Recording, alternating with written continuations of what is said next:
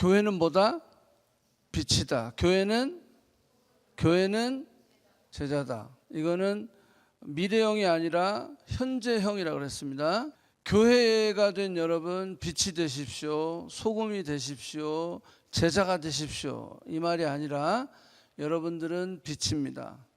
여러분들은 소금입니다. 여러분들은 제자입니다. 실감이 안 나죠? 내가 그렇게 하고 있나? 자, 그렇기 때문에 우리가 모이는 거예요. 빛인데 빛의 사명을 감당 못하고, 소금인데 소금의 사명을 감당 못하고, 제자인데 제자 같지 않고, 혼자 안 되니까 이렇게 모여서 다시 한번 또 챌린지하고 리마인드하고 또 열심히 비전칩도 가고, 이제 8월에 또 리빙워러 쇼터 미션도 가고 CLT도 하고 BC인도 하고 오교 집회도 하고, 그죠? 여러분들 지금 현재 커리어를 갖기까지 얼마나 많이 공부했어요? 학교 가고 또 가고 또 가고 계속 갔잖아요. 근데 왜 교회는 안 그러죠? 교회는 왜 내가 빛이고 소금이고 제자인데도 불구하고 교회는 레귤러리 내가 뭘 하질 않는 거죠. 그냥 기분 좋으면 하고 기분 나쁘면 쉬고. 그래서는 빛과 소금과 제자의 역할을 제대로 감당할 수 있을까요, 없을까요? 없다는 거예요. 아니, 하다못해 우리가 개인적으로 뭔가를 프랙티스 하더라도 지속성이 있어야 될 거 아니야, 그죠? 지속성이 없으면요 발전을 할 수가 없어요. 여기 우리 피트니스 하시는 분들, 지속성을 가지고 해야지. 늘잖아요. 안 는다고 절대 안 늘어. 내가 평생을 신앙생활 했는데 안 늘어. 왜 그래요? 지속성이 없는 거예요. 지속성. 꾸준히 뭔가를 하는 게 없어. 그러니까 안 되는 거예요. 뭐만 있으면 힘들면 포기하고 그냥 방학해버리고 쉬고 하니까 안 되는 거예요. 자, 여러분들 지속성을 가지시기 바랍니다. 그래야 빛의 역할, 소금의 역할, 제자의 모습을 우리의 삶 속에 실천해 갈 수 있다라고 하는 거예요. 자, 지난주 보여준 것보다는 조금 진한 걸 제가 갖고 왔어요. 자, 마태복음은 끝났고 이제 마가복음을 우리가 지금 할 텐데요. 자, 사복음서 중에서 마가복음이 가장 먼저 기록된 성경입니다. 마가복음을 먼저 쓰고 마태복음, 누가복음을 쓰고 요한복음을 제일 마지막에 썼어요. 그러니까 마가복음을 제일 먼저 기록했기 때문에 그 뒤에 쓴 마태복음이나 누가복음은 마가복음에서 많이 카피해 왔겠죠, 그죠? 그러다 보니까 마가복음은 다른 복음하고의 싱크율이 93%예요. 93%가 다른 복음에 다 있어. 왜? 그게 제일 먼저 썼고 또 마가복음이 제일 짧아요. 그 정도 싱크율이 있습니다. 자, 저자인 마가라고 하는 사람은 성경에 마가라고 하는 요한이라고 표현되어 있어요. 그러니까 요한이라는 이름도 있다라는 거예요. 그래서 유대식 이름은 존, 요한이고요. 로마식 이름은 마크라고 성경은 설명을 하고 있습니다. 자, 이 마가에 대해서 조금 설명을 하도록 할게요. 사도행전 12장에 가보면 야고보라고 하는 요한의 형제죠. 베드로, 안드레, 야고보, 요한, 이 네 명이 어부인데 피쉬맨이에요. 그런데 베드로와 안드레는 형제고 야고보, 요한이 형제예요. 근데 이 야고보가 그때 당시 헤롯에 의해서 칼로 죽음을 당합니다. 이 야고보, 요한 두 형제 중에 야고보는 죽고, 그런데 베드로, 안드레 이 두 개 형제인데 베드로가 감옥에 갇힙니다. 자, 야고보는 죽었어요. 그런데 베드로가 감옥에 갇혔어요. 그러면 무슨 느낌이 들죠? 베드로도 뭐 할 수 있다? 죽을 수 있다. 그런 위기가 닥쳐오게 됩니다. 자, 그런데 이 위기 속에서 이 성도들이 흩어지지 않습니다. 본인들이 모여 있으면 당연히 잡히죠. 그런데 여전히 모여서 뭐를 하냐면 베드로가 그 감옥에서 풀려남을 위해서 저들이 한 마음으로 같이 모여 기도를 해요. 근데 그 기도했던 장소가 바로 마가의 어머니의 집이에요. 자, 그래서 성경이 이렇게 이야기하고 있습니다. 자, 12절, 마가라는 요한의 어머니 마리아의 집에 누가 갔어요? 간절히 기도하는데 베드로에게 천사가 나타나가지고 깨워가지고 데리고 나온 거예요. 감옥에서 기적이 일어난 거죠. 그래서 베드로 어디로 갔어요? 저들이 간절히 기도하고 있는 그 집을 갔는데 그 집이 어디냐면 마가라 하는 요한의 어머니 마리아의 집이었다. 자, 그래서 마가는 벌써 성경에서 이 어머니가 어떤 신앙을 가졌는지가 벌써 드러나기 시작했죠. 그죠? 예, 열심히요. 그래서 마가다락방 120문도가 막 기도하면서 성령을 받잖아요. 그 정도로 돈이 많았든지 그 정도로 컸던 것 같아요. 그러니까 사람들이 모여서 간절히 기도하고 그랬다라는 거예요. 자, 그런데 12장 24절에 보니까 그렇게 박해를 받고 그렇게 죽음의 위협이 있는데도 불구하고 뭐 했다? 하나님의 말씀은 흥왕하여 더하더라.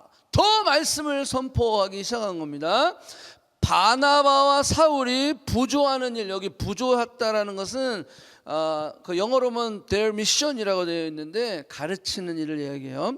그래서 가르치는 일을 마치고 마가라고 하는 요한을 데리고 예루살렘에서 돌아왔다라고 성경은 이야기하고 있어요.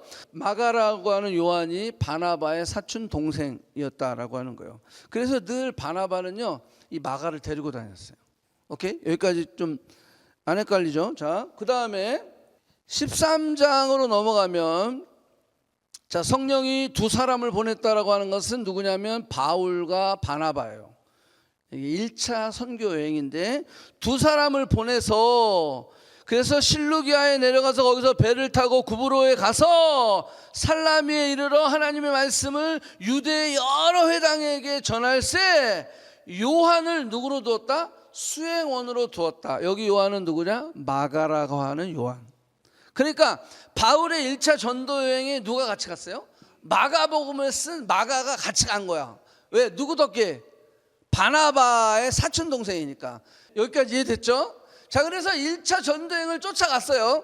자, 쫓아갔는데 문제가 생겼어요. 13장 13절에 보니까 바울과 및 동행하는 사람들이 바보에서 내려 배에 타고 밤빌리아에 있는 버가에 이르르니 요한은 그들에게서 떠나 예루살렘으로 돌아가고 1차 전도여행을 끝나지도 않았는데 중간에 어떻게 했어요? 예루살렘으로 돌아가 버렸어요. 집으로 가버렸다라는 거예요.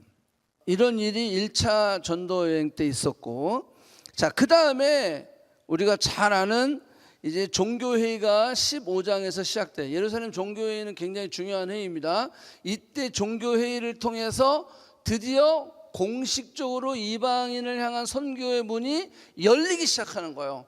그래서 15장 여러분들 사도행전 보면 1절부터 종교회의가 시작돼요. 그리고 나서 지금 이 본문입니다. 이 15장 36절에 이제 종교회의를 마치고 오케이 이제는 본격적으로 이방인의 선교를 시작한다. 공식적으로 예루살렘 회의에서 결정해 버리거든요. 그리고 나서 이제 바울이 2차 전도여행을 출발하려고 하는데 당연히 바울이 누구를 데리고 가겠어요? 바나바 같이 가자. 왜? 1차 때 같이 갔으니까. 그런데 바나바가 이렇게 얘기하는 거예요. 바울 내 사촌 동생 마가도 같이 가면 어떨까? 이렇게 얘기한 거예요. 그때 바울이 뭐라 했냐면 야 걔는 안 돼. 걔는 1차 때 끝내지도 않고 집으로 간 놈 아니야. 그렇게 정신력도 약하고 뭐 체력도 약하고 뭐 그 정도 의지도 없고 이런 애는 데려갈 수가 없어. 바울이 밤빌리아에서 자기를 떠나 함께 일하러 가지 아니한 자를 데리고 가는 것이 옳지 않다.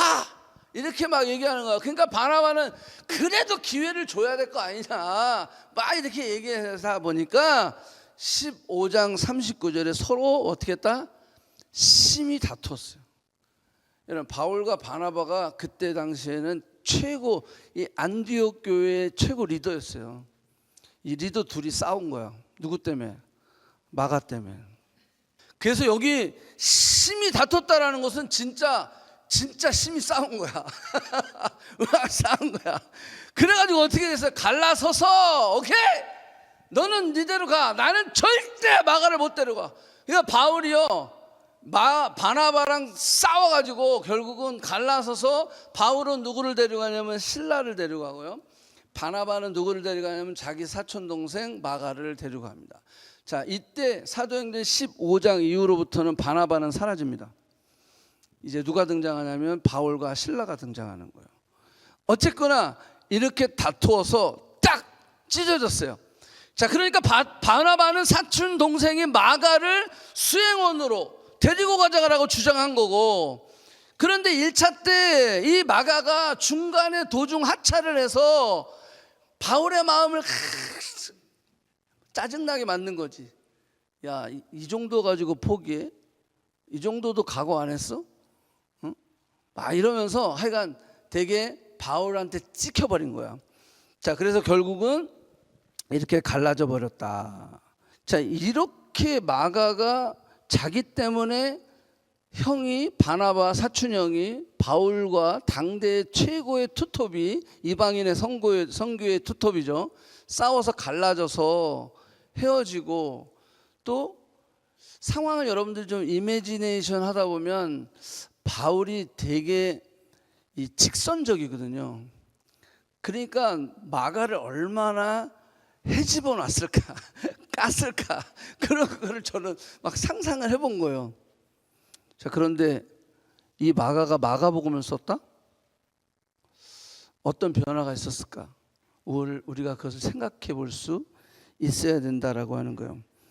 자, 감사한 것은 디모데 후서에 보면 바울이 죽기 전에 쓴 거거든요. 디모데 후서는 이렇게 기록합니다. 누가만 나와 함께 있다는 것은, 누가는 의사예요. 의사가 나와 함께 있는데 바울이 아프니까 내가 올 때, 여기 내가는 누구요? 디모데를 얘기하는 거예요. 디모데야, 네가 올 때 누구를 데려와라? 마가를 데려오라. 그가 나의 일에 유익한 자니라. 바울도 돌았었어요.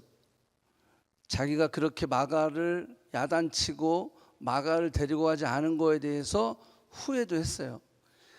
언제 어느 포인트에 서로 화해했는지는 I don't know.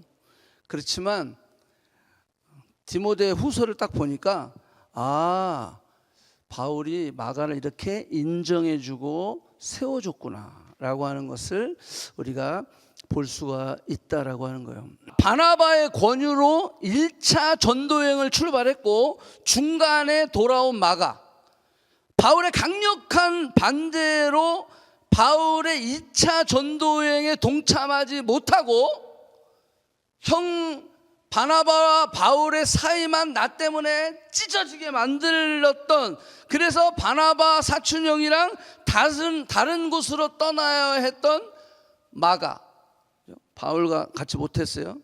자, 그런 마가가 어떤 변화가 있었기에 마가복음을 쓸 수 있었냐. 이 정도 상처를 받았으면 그냥 아주 진전머리가 나다 떠나버릴 수도 있었는데, 그런데 그 과정 가운데 이런 일이 있었어요. 베드로가 이런 표현을 했습니다. 택하심을 받은 바벨론에 있는 교회가 너에게 문안하고 내 아들 마가도 그리하니라. 여기서 내 아들 마가, 그 전도여행의 일로 바울과는 등을 지게 됐지만 결국 이 마가는 누구의 제자가 됐어요? 베드로의 제자가 됐다라고 성경은 기록하고 있어요. 자, 바울의 영적인 아들은 누구죠? 바울의 영적인 아들은 누구예요? 디모데죠. 디모데에게 맨 마지막 디모데 전후서를 쓰고 죽잖아요, 바울은. 그러면 베드로의 영적인 아들은 누구라는 거예요? 마가라고 볼 수 있다라고 하는 겁니다. 비록 마가가 바울과 함께하지 못했지만 베드로를 통해 영적 리더로 성장하게 되었고 결국 마가복음을 기록하게 되었다라는 거예요. 자, 여러분들 같았으면 어떡할까 한번 좀 생각을 해봅시다. 바울이 나를 대놓고 싫어요. 나를 대놓고 루저라고 이야기하는 거예요. 그리고 바울이 나를 대놓고 정죄합니다. 아니 그 정도 리더십이 있는 사람이 말이야 이 정도 이해 못해? 이 말이 안 되잖아요. 바울이 그렇게 했다라는 거예요. 판단했다라고 하는 거예요. 바울이 나의 사정도 몰라. 내가 마가가 얼마나 힘들었으면 중간에 돌아갔겠어요. 그 사정도 몰라. 1차 전도여행 때 생각보다 여행이 너무 힘들고 내가 어렵기 때문에 포기하고 돌아왔던 거예요. 훈련이 부족했어요. 준비가 부족했어요. 환경도 상황도 쉽지 않았어요. 나름대로 끝까지 참아보려고 했지만 도저히 참을 수가 없었어요. 완주하고 싶었지만 끝까지 가고 싶었지만 갈 수 없었어요. 안 되는데 어떡하라고. 도저히 내가 할 수가 없는데 어떻게 하라고. 결국 그것 때문에 돌아왔어요. 내 사정을 하나도 이해해 주지 못하는 바울. 내가 거기까지 간 것만 해도 대단한 거 아니야? 그런데 나의 연약함과 나의 부족함과 나의 상황과 환경과 여건들은 이해해 주지 못하는 바울. 그 바울에 대해서 마가는 좋지 않은 감정을 가지고 있었을 거예요. 쓴뿌리가 있었을 거예요. 늘 바울만 생각하면 씩씩거리고 바울 보기도 싫어. 심지어는 화가 납니다. 바울 네가 그렇게 잘났어? 그럴 수 있잖아요. 야 바울 네가 그렇게 잘났어?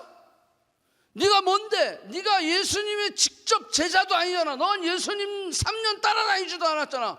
다메섹 도상에서 막 뭐 예수님 만났다 그러고. 야 진짜 바울 사도 맞아? 진짜 예수님 제자가 바울 맞아? 이러면서 이제는 화가 나다 보면요, 처음에는 피해의식 조금 이게 열받다 보면 이제는 화가 나가지고 바울을 정죄하기 시작합니다. 같이 쏘기 시작하는 거예요. 별의별 생각과 감정이 다 들 수 있었을 거예요. 그런데 이 모든 유혹을 그리고 깊은 상처와 감정을 추스리고 마가는 베드로의 수제자가 되어서 마가복음을 기록할 수 있었던 것이다라는 거야. 이거를 끝까지 가지고 있었다면요, 그는 오히려 변방에서 아니면 그냥 평신도로서 잊혀져 가는, 성경은 뭐 쓸 수도 없었고, 그렇지만 그 쓴뿌리와 감정을 극복하며 베드로의 수제자가 되어서 마가복음을 기록할 수 있었다라고 하는 거예요. 자, 우리 같았으면 어땠을까요? 교회 안에, 공동체 안에 이런 일들이 얼마든지 일어날 수 있어요. 네가 잘났어? 네가 잘났으면 얼마나 잘났어? 나도 나름대로 고민했다고, 나는 나름대로 노력했다고, 막 이런저런 이유가 있을 거 아니에요. 그런 막 나를 합리화시키는 그런 일들이 있었을 거예요. 그래서 감정이 상하고 상처가 상하고 쓴뿌리가 나서 관계가 무너지고, 그래서 혼자 잠수를 타버리든지, 아니면 혼자 하기 싫으면 당을 만들어, 내 편을 만들어서 싸우는 거예요. 결국 교회 안에서 싸움이 일어나는 겁니다. 서로 당파 싸움이 일어나는 거야. 사단이 좋아하는 결과로 가게 되는 거다라고 하는 거예요. 하나님의 큰 그림을 망치게 되는 것입니다. 베드로의 영적 아들이 될 수 없는 거예요. 결국 마가복음도 쓸 수 없는 자가 되는 거예요. 이렇게 되면. 근데 마가는 그러지 않았다라고 하는 거예요. 이게 우리가 마가복음에서 마가를 통해 배워야 할 점들입니다. 아까도 얘기했지만 바울은 디모데후서 4장 11절에 마가를 인정하고 나의 일에 유익한 자다라고 이야기하는 거예요. 결국 둘의 관계는 사단이 원하는 대로 가지 않았습니다. 성령의 인도하심으로 서로 용서하고 서로 인정하고 서로에게 필요한 사람이 되었다라고 하는 거예요. 마가 역시 나중에는 바울의 영적 영향을 받게 되었다라고 하는 거예요. 그래서 마가복음을 기록할 수 있었다. 여러분, 하나님의 큰 그림은요, 우리가 때로는 몰라요. 그래서 오늘 주어진 현실 속에 어떤 걸 고민해야 되냐면, 나의 이 말이, 나의 이 행동이 사탄이 좋아할까, 하나님이 좋아하실까? 그것만 생각하면 돼요. 내가 감정이 팍 올라오고 막 그냥 한번 그냥 악에는 악, 이에는 이로 하고 싶은 그런 감정이, 마가가 진짜 바울한테 당했던 그 수모, 그거로 인해서 사춘형 바나바와 바울이 서로 심하게 다투고 갈라졌던 그 상황들, 그것들을 생각하면 마가는요 바울만 생각하면 열이 나지. 근데 그럼에도 불구하고 사탄이 좋아하는 결론이 뭘까? 주님이 원하시는 결론이 뭘까? 그걸 고민해 보는 거예요. 그러면 내가 말하고 행동하고 결정하고 선택하는 것이 클리어해져요. 아, 하나님 원하시는 게 이거구나. 그래서 마가는 베드로의 제자가 될 수 있었고 마가복음을 쓸 수 있었다. 자, 마가복음의 어디언스, 청중은요 1차적으로는 로마에 있는 사람들이에요. 그래서 로마에 있는 사람들, 로마인들을 향해서 썼기 때문에 이들에게는 아브라함, 다윗, 예수 그리스도의 족보가 필요 없어요. 그래서 마가복음에는 그 족보가 나오지 않습니다. 마가복음은 하나님의 종으로 오신 예수 그리스도를 강조하고 있어요. 하나님의 the servant of God. 그래서 하나님의 종으로 오신 예수 그리스도. 그래서 마가복음은요 예수님의 teaching, 말보다는 예수님의 acting, 행하신 일들을 중심으로 해서 기적을 엄청나게 많이 기록함으로 인해서 예수님이 누구냐라는 것을 설명하고 있습니다. 자, 마가복음의 중심 메시지는 이겁니다. 인자가 온 것은 섬김을 받으려 함이 아니라 도리어 섬기려 하고. 하나님의 종으로 오신 예수 그리스도, 내가 이 땅에 온 것은 하나님을 섬기려 왔다. 하나님의 뜻대로 그 뜻을 순종하며 이루시기 위하여 왔다. 그래서 주님도 하나님을 섬기듯 우리를 섬기셨던, 뭘로 섬기셨죠? 십자가의 죽으심으로. 아멘.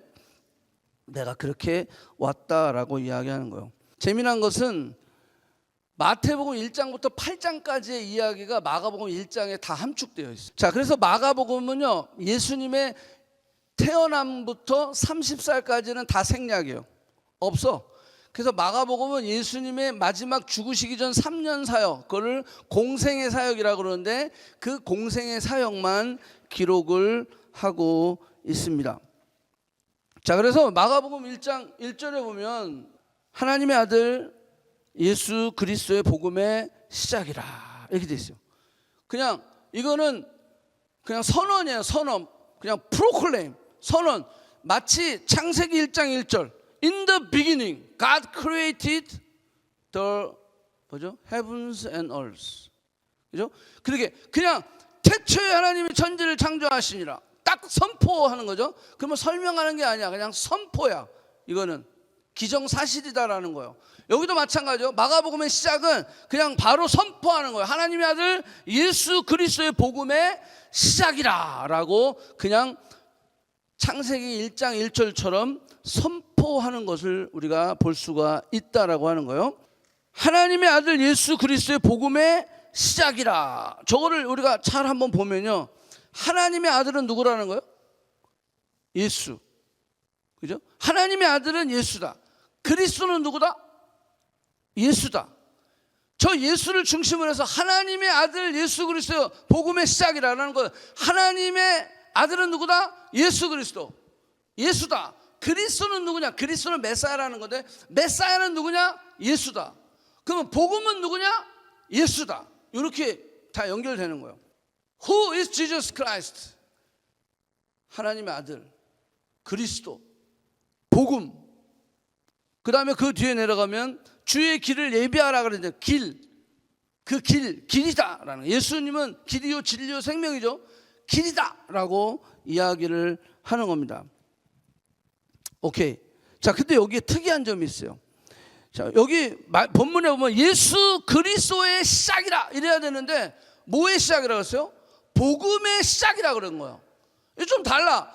하나님의 아들 예수 그리스도의 복음의 시작이라 그랬거든요. 예수 그리스도의 시작이라 이래야 되는데 복음의 시작이라. 이걸 왜 바울이 이렇게 이야기했는지 제가 좀 설명을 하도록 하겠습니다. 자, 마가복음 1장 7절에 보니까 세례 요한이 이렇게 얘기했어요. 나보다 능력받는 신이가 내 뒤에 오는데 나는 굽혀 그의 신발끈을 풀기도 감당을 못하겠다라고 이야기하는 거예요. 그 다음에 마가복음 1장 11절 요 밑에 보면 뭐라고 했어요? 하나님께서 말씀하시는 거예요. 내 사랑하는 아들이라 내가 너를 기뻐하노라. 복음의 시작이다 라고 알리면서 이사야의 예언과 세례 요한의 선포와 하나님의 그 음성을 통해서 예수가 누구신지를 분명히 해주는 거예요. 그러니까 복음은 바로 예수 그리스도인데, 잘 기억하세요. 복음은 예수 그리스도인데 예수는 그리스도야. 이 그리스도는 하나님의 아들이야. 자, 이거를 설명을 하는데 이사야의 예언과 세례 요한의 선포와 하나님의 음성을 통해서 예수가 누구신지를 이야기하고 있다는 거야. 그러니까 예수는 하나님의 아들이고 예수는 그리스도고 예수는 복음이고 예수는 길이다. 근데 그분이 그분 예수 그리스도를 말미암아 복음이 시작됐다. 그는 복음이다. 복음이라는 것은 유앙겔리온이라고 하는 거예요. 이 유앙겔리온이라고 하는 것이 굿뉴스, 복음이라고 이야기하는 거예요. 마가가 이것을 1장에서 가장 강력하게 이야기했던 그 이유는 뭐냐면, 당시 로마인들에게 있어서 유앙겔리온, 굿뉴스는 누구냐면 시저였어요. 시저. 그때 당시 로마인들뿐만이 아니라 로마에 콜로나이즈된 모든 시민들은 뭐라고 얘기냐면 시저 is 유앙겔리온 이렇게 얘기했단 말이에요. 그러니까 시저가 유앙겔리온이다라는 거예요. 복음, 굿뉴스, 그게 누구냐? 시저다라고 그때 당시에 모든 사람들이 노래할 정도로 Caesar is 유앙겔리온 이렇게 이야기했다는 거예요. 그래서 경제적인 안정을 누가 주느냐? Caesar. 군사적인 안정을 누가 주느냐? Caesar. 경제적, 정치적 안정을 누가 주느냐? Caesar. 사회적 안정을 누가 주느냐? Caesar. 그러니까 Caesar는 바로 유앙겔리온, 복음이었다라고 하는 거예요. 하지만 마가가 지금 뭐라고 뒤집어 엎는 거예요. No, Caesar is not 유앙겔리온. Jesus is 유앙겔리온. 그러니까 엄청나게 큰 지금 프로클레임이 선포되고 있는 겁니다. 그래서 1장에서 아예 선을 하고 나아가는 거예요. 하나님의 아들 예수 그리스도, 복음의 시작이라. 그러니까 시저는 유앙겔리온이 아니다. 여러분, 우리 주변에 있는 안 믿는 친구들에게 유앙겔리온은 뭐예요? 돈, 명예, 스펙, 뭐 건강, 뭐 이런 것들, 그게 자신들의 유앙겔리온이다 라고 선포하고 있는 거죠. 근데 우리 크리스천들은, 우리 교회는 예수 그리스도가 유앙겔리온이다, 예수 그리스도가 복음이다라고 선포하는 사람이에요. 교회에서는 그렇게 선포하고 밖에 나가서는 내 프라이어리티, 우선순위가 다른 거에 가 있으면 그 사람의 삶의 고백은 예수님이 유앙겔리온이 아니다라는 거예요. 심지어는 주변에 있는 사람들 봤을 때 저 사람은 교회에서 막 리더도 하고 뭐도 하고 하는데 밖에 나가 보니까 완전히 저 사람은 돈 하네, 완전히 성공하네. 그러면 주변에 있는 사람들 봤을 때 저 사람은 도대체 유앙겔리온이 누구야? 예수가 맞아? 라고 질문을 던지게 된다면 여러분들 잘못 살고 있는 거예요. 그러니까 내 삶에 진짜 예수가 유앙겔리온이다라고 하는 삶을 사는 것, 그게 바로 교회다라고 하는 거예요. 자, 교회는 헬라어로 뭐라 그랬어요? 에클레시아. 교회는 헬라어로 에클레시아라고 하는데 마가복음에는 교회라고 하는 단어가 한 번도 사용되지 않고 있어요. 근데 우리 주제가 뭐야 지금? The Church of Christ in Mark. 근데 에클레시아라는 단어가 마가복음에는 없다라고 하는 거예요. 자, 그렇다고 한다면 교회를 전혀 언급하고 있지 않느냐? 그렇지 않다라고 하는 거예요. 마가는 교회를 설명하면서 첫 번째, 여러분 적어놓으세요. 교회는 뭐냐? 예수님을 둘러싸고 있는 공동체다라고 설명하고 있어요. 그래서 마가는 굉장히 공동체를 많이 강조하고 있습니다. Jesus is 유앙겔리온이라고 이야기하면서 마가복음 1장만 보면 여러분들 한번 보세요. 바로 뭘 부르냐면 제자들을 부르십니다. 자, 이게 예수님을 중심으로 한 공동체를 부르시는 거예요. 이 예수님 안에서 제자를 부르셔서 공동체를 만드시는 거예요. 그전에는 어떻게 살았어요? 전부 끼리끼리 살았어요. 어부는 어부끼리, 세리는 세리끼리, 그죠? 예, 종교 지도자들은 지들끼리, 다 끼리끼리, 빈부귀천 남녀노소 다 끼리끼리.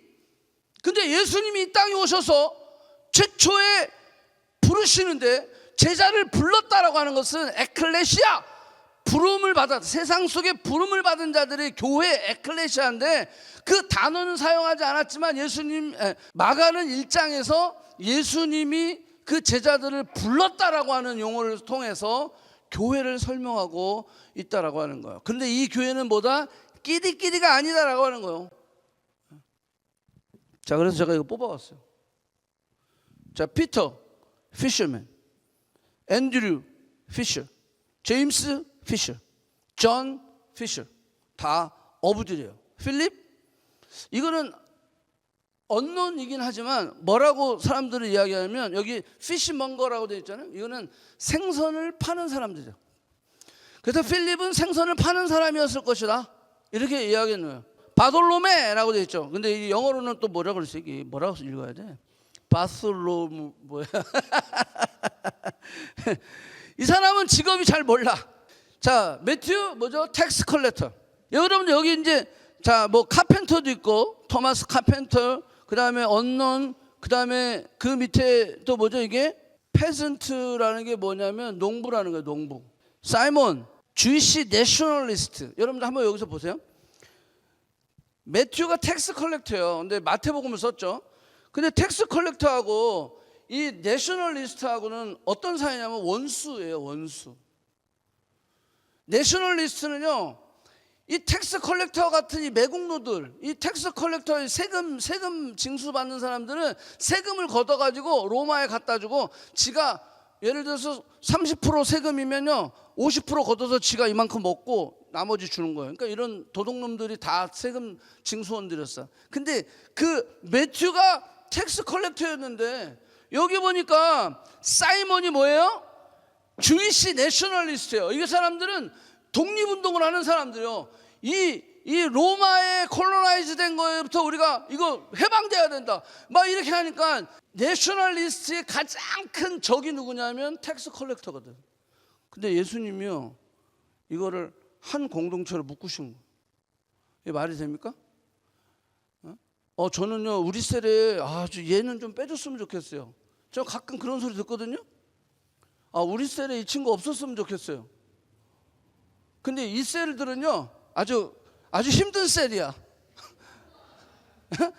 이 셀은 12명 셀인데, 심지어는 여기 주다 예수님 팔아먹은 놈까지 다 있어. 여러분, 이 셀이 이게 지금 셀 성기미가 기분이 나겠습니까? 아니, 어떻게 이렇게 섞어 놓으셨어요? 아니, 가방줄도 너무 달라. 이거는 뭐 피셔맨들, 얘들은 완전 무식한 애들이잖아.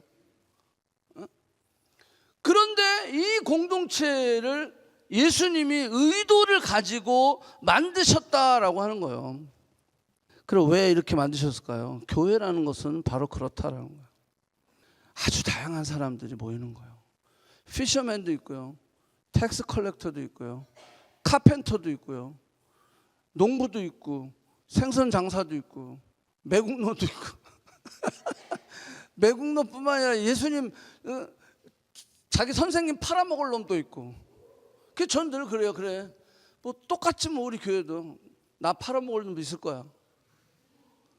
그래도 예수님이 포기했어요? 아니, 포기 안 했어요. 끝까지 그분의 그 길을 갔다라는 거예요.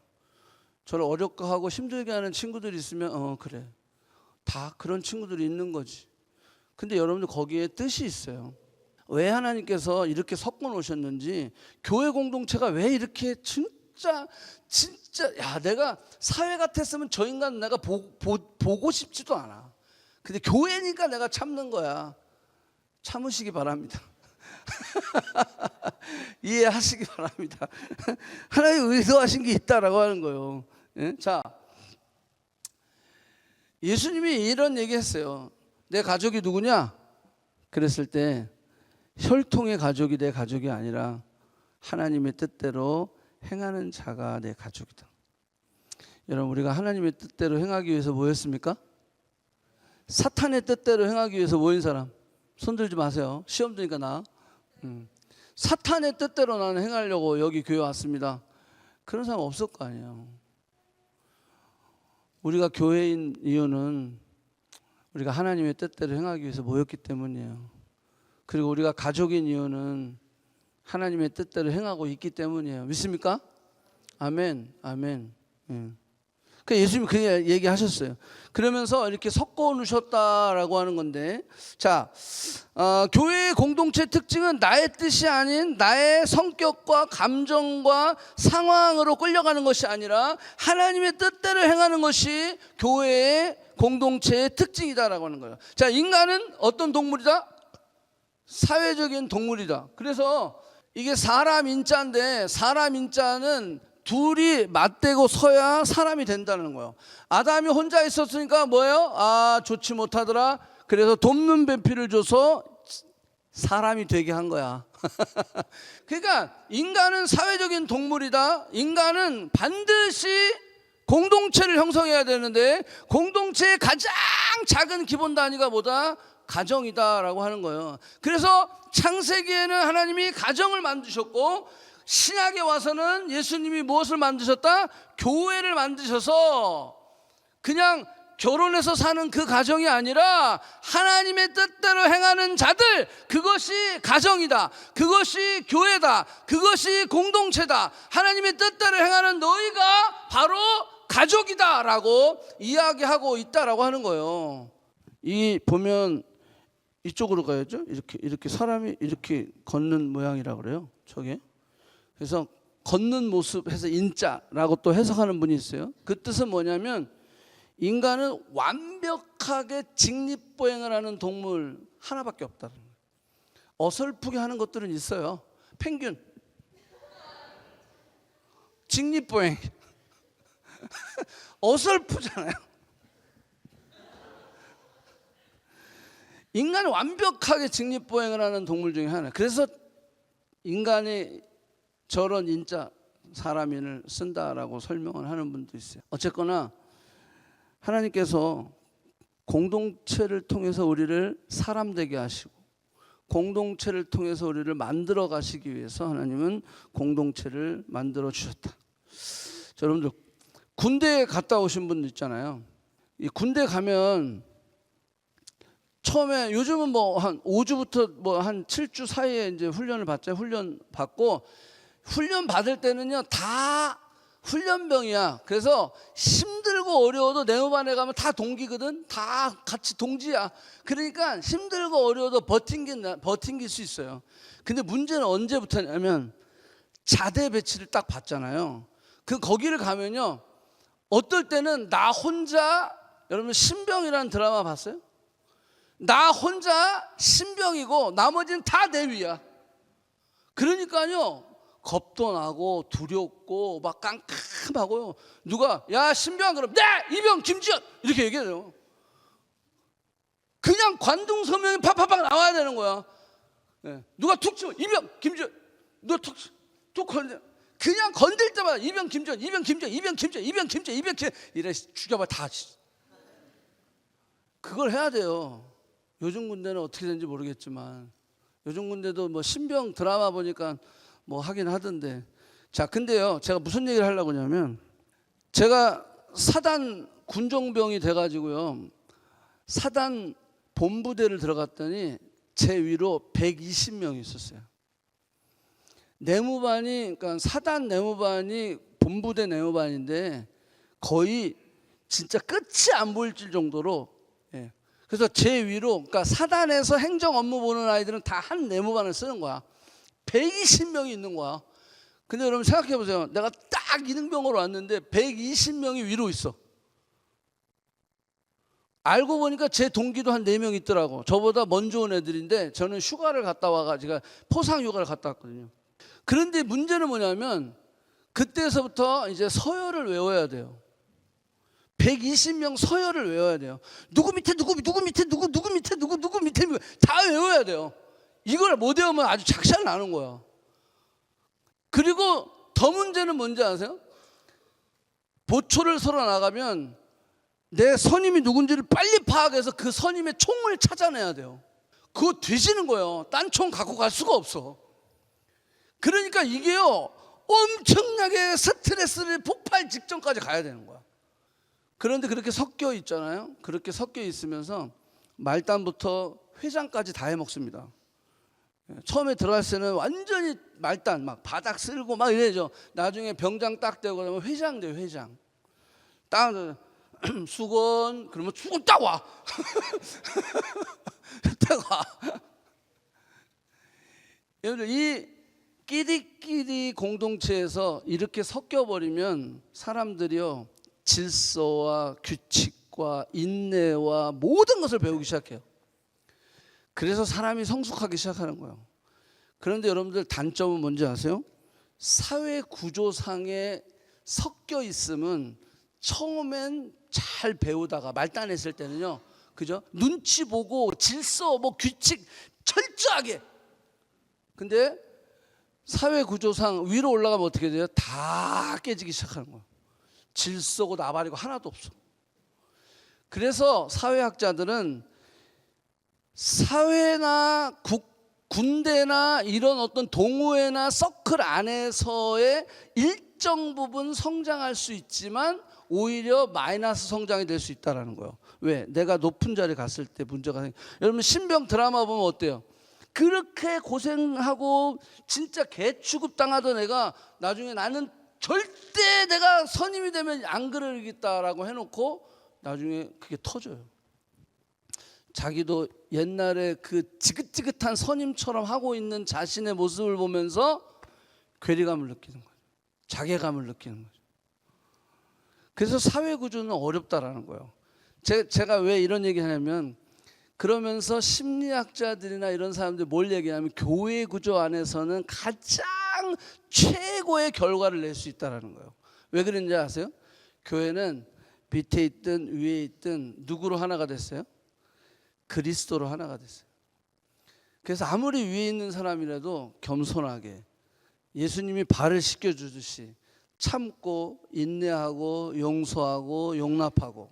제가 늘 얘기하잖아요. 나이가 먹고 적고 그게 중요한 게 아니라 은혜를 더 많이 받은 사람들, 영적으로 더 성숙한 사람들이 뭐 할 수 있다? 손을 내밀 수 있는 거예요. 용서해 줄 수 있는 거예요. 네가 나이 먹었으니까 네가 날 용서해야지. 아니에요. 성숙한 사람이 나이 상관없이 교회 공동체에서는 먼저 손을 내미는 거예요. 그랬을 때 그 교회 공동체가 그리스도 안에서 건강한 모습으로 성장할 수 있다라고 하는 거예요. 예수님이 제자들을 부르시고 티칭, 프리칭, 힐링을 하셨어요. 그 공동체에게 보여주셨죠. 그리고 마가가 강조하고 있는 것이 뭐냐면, 이 공동체에 배우고 가르치고 치유받고 하는 걸로 끝나는 것이 아니라 주님은 어디로 불렀다? 팔로워로 부르셨다. 팔로워로 부르셔서 우리를 훈련케 하시고, 결국 주님은 우리를 어떻게 하신다? 마가복음 맨 마지막에 보면 샌딩이 나와요.